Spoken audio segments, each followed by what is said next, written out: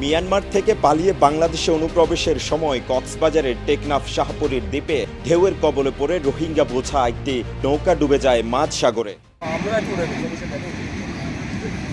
শনিবার মধ্যরাতে শাহপুরীর দ্বীপের পশ্চিম পাড়া এলাকায় বঙ্গোপসাগরে নৌকাডুবির এই ঘটনায় নারী, পুরুষ ও শিশুসহ ২৫ জনকে উদ্ধার করা গেলেও বিজিবির ধারণা আরও ১০ থেকে ১৫ জন রোহিঙ্গা নিখোঁজ রয়েছে, যার সঙ্গে উদ্ধার কাজে নিয়োজিত এক বিজিবি সদস্যও নিখোঁজ রয়েছে।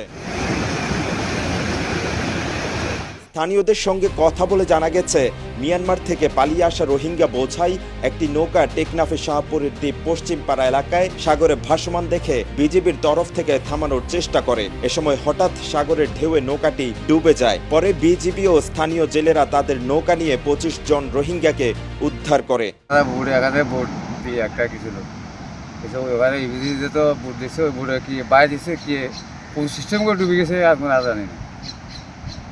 আমাদের এখানে এখানে ৬ জন আর যাত্রী ছিল ৬০ জন।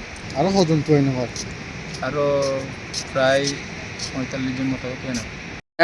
লাগতো আমাদের কত বড় নকল আমাকে আইসাতে দরজা খারাপ লামেন মারি তাই দাঁড়িয়ে যাচ্ছি কি ফোন আচ্ছা শোনো মনে আইজো লাগতা আছে ভিডিওতে মোরা গেছে আইজো ফাইনা হদি।